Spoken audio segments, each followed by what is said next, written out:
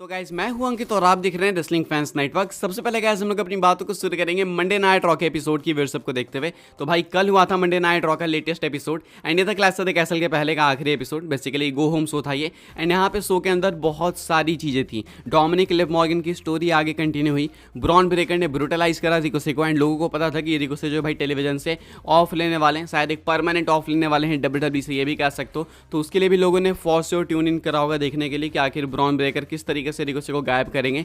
दूसरा भाई कि मेन इवेंट अपना बहुत अच्छा था, Finn Balor versus Drew McIntyre, high stakes match. अगर यहाँ पे ड्रू मैकिंटायर जीतते हैं तो फिन बैलर एंड उनकी पूरी judgement day crew ring side से बैन हो जाती क्लैश ऑफ द कैसल के लिए, जो कि ऐसा ही हुआ। ड्रू मैकिंटायर जीत गए। अब ऐसे में व्यूअरशिप के क्या हालत है भाई, व्यूअरशिप बढ़ी है घटी है वो मैं आपको बता दूं। तो कल जो एपिसोड हुआ था ना भाई, उसकी व्यूअरशिप अनफॉर्चुनेटली घट गई है। उसके पहले एपिसोड की व्यूअरशिप थी 1.679 मिलियंस एंड जो कल हुआ था उसकी व्यूअरशिप है 1.609 मिलियंस। यानी कि अगर इसको कंपेयर करके देखें तो 70,000 व्यूअर्स ने इस वीक के एपिसोड को नहीं देखा। यानी कि 70,000 लोगों ने पता नहीं भाई आखिर क्यों मिस करा, लेकिन मिस करा। अब क्या कोई कंपटीशन था, आई डोंट नो, लेकिन लोगों ने नहीं देखा एपिसोड। अब इसके पीछे का एग्जैक्ट रीजन तो मैं आपको नहीं बता सकता। हो सकता है बस ऐसी मस्ती में नहीं देखा होगा कि यार नहीं देखेंगे, बस इसलिए नहीं देखा होगा। मंडे नाइट रॉ है भाई, मंडे नाइट रॉ के साथ ये होते रहता है। मंडे नाइट रॉ को आदत है, एक्सपीरियंस है।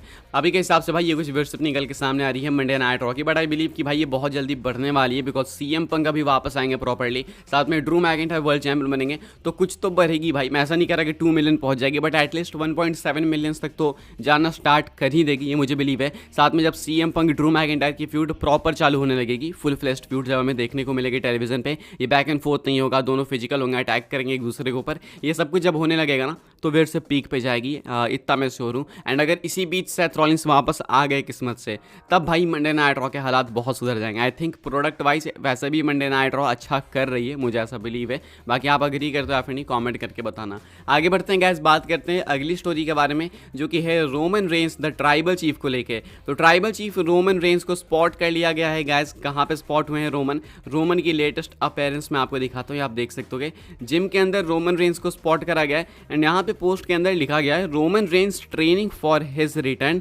Gate ready to acknowledge your tribal chief soon. तो यहाँ पे क्लेम करा गया है कि रोमन रेंस ट्रेनिंग कर रहे हैं अपने रिटर्न के लिए एंड बहुत जल्दी वापस आएंगे। तो जिम में स्पॉट करा गया है रोमन रेंस को एंड एक्सट्रीमली जैक्ड दिख रहे हैं भाई रोमन रेंस। यहाँ पे आप मसल्स देखो या फिर लेग मसल्स देखो या फिर पूरा देख लो, ऊपर से नीचे तक देख लो, यहाँ पे रोमन रेंस आपको बिल्कुल जैक्ड, बिल्कुल रिप्ड देखने को मिलेंगे। तो कल रोमन रेंस की फोटो सरफेस हो रही थी कल रात को एंड अभी ये फोटो इंटरनेट पे वायरल हो रही है कि भाई ये देखो रोमन की लेटेस्ट अपीयरेंस है, हार्ड ट्रेनिंग चल रही है रोमन रेंस की, जल्दी वापस आएंगे ऐसा क्लेम करना है। तो बहुत अच्छी बात है, लेट्स होप, फिंगर क्रॉस रखो भाई कि रोमन रेंस जल्दी वापस आए। रिसेंटली में बहुत सारे टैलेंट्स को हमने देखा भाई ट्रेनिंग करते हुए। सीएम पंक की मल्टीपल फुटेज आई निकल के सामने, वो काफ़ी पॉजिटिव लग रहे थे, देख के लग रहा था कि बहुत जल्दी वापस आएंगे। हमने सेथ रॉलिंस की भी फुटेज देखी, सेथ रॉलिंस भी जिम में ट्रेनिंग कर रहे थे, वो भी बहुत जल्दी वापस आएंगे मोस्ट लाइकली। बॉबी लैस्ली भी इंजर्ड हैं, उनकी भी हमने वीडियो देखी, वो भी जिम में ट्रेनिंग कर रहे हैं। तो बहुत सारे सुपरस्टार्स जो कि ऑफ लेके बैठे हुए हैं, कुछ इंजरी से तो कुछ शौकिया, वो सबके सब भाई अपना रिटर्न करने के लिए प्रिपेयर हो रहे हैं एंड रोमन रेंस उनमें से एक है जो कि शौकिया अपने रिटर्न का प्रिपेयर कर रहे हैं। यानी कि रोमन रेंस को ऑफ दिया इन्होंने अपने शौक से,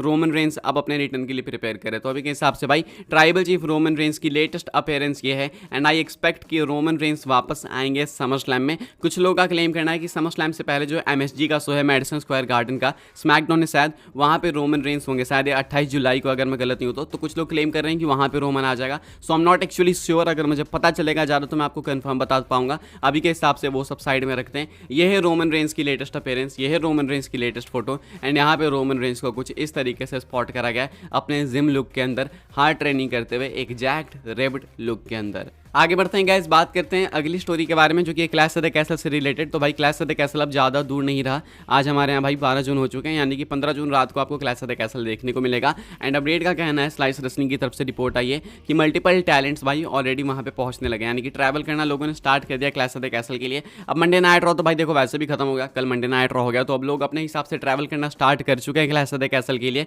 अब जो स्मैकडाउन होगा वो भी वहीं से होगा, ग्लासगो से होगा।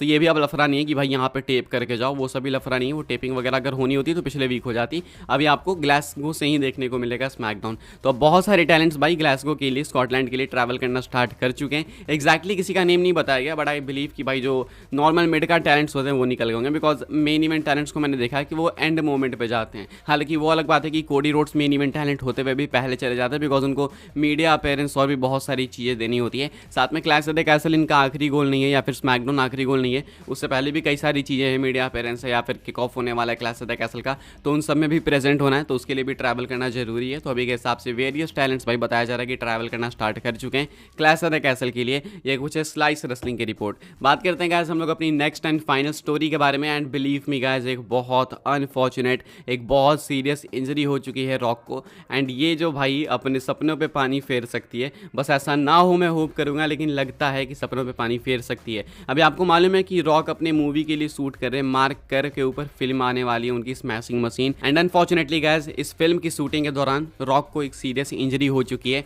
स्मैशिंग मशीन की शूटिंग के दौरान रॉक को एक सीरियस इंजरी झेलनी पड़ी है।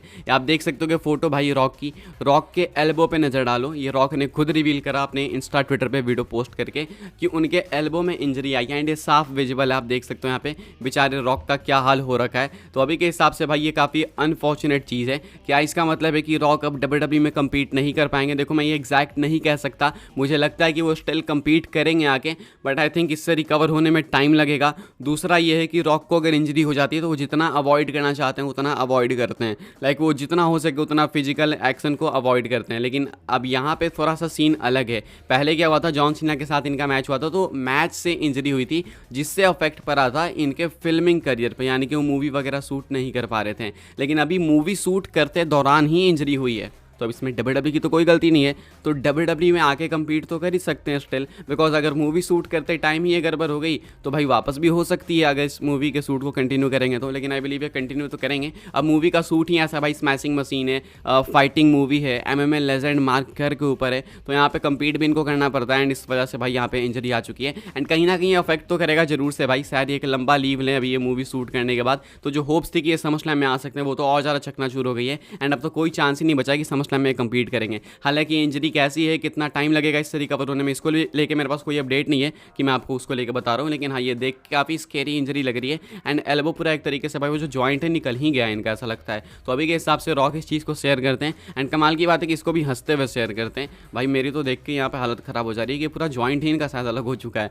अभी के हिसाब से भाई अनफॉर्चुनेट इंजरी हुई है रॉक को। एंड लेट्स होप कि वो जल्दी रिकवर कर जाए। मैं नहीं चाहता भाई कि रॉक WWE में ना कम्पीट करे, बिकॉज WWE के अंदर कम्पीट करने के लिए बहुत सारे रीजन्स हैं। अभी बहुत मेजर मैचेस बाकी हैं भाई। कोडी वर्सेस रॉक देखना हमें, रॉक वर्सेस रोमन देखना है, रॉक को इन्वॉल्व भी होना है ब्लड लाइन की स्टोरी में, तो ये सब कुछ देखना है भाई हमें। ये स्मैशिंग मशीन के सूट के चक्कर में कहीं कुछ लफड़ा ना हो जाए। अभी के हिसाब से ये इंजरी हो तो गई है, अब लेट्स सी भाई क्या होता है आगे, ये आएंगे कम्पीट करने या फिर नहीं WWE के अंदर, वो बात की बात है। मुझे कुछ आइडिया लगेगा तो मैं आपको बताऊंगा। फिलहाल गाइस बस इस वीडियो के लिए कुछ अपडेट्स थी। आई होप आपको इन्फॉर्मेशन मिली तो वीडियो को लाइक करें, शेयर करें, सब्सक्राइब करें, चैनल को फॉलो कर सकते हैं आप लोग मुझे इंस्टाग्राम एंड ट्विटर पर, लिंक आपको मिल जाएगी डिस्क्रिप्शन में। ज्वाइन कर सकते हैं व्हाट्सएप चैनल को, उसके भी लिंक है डिस्क्रिप्शन में। मिलते हैं अपनी नेक्स्ट ऑफर काफ़ी इंटरेस्टिंग वीडियो में।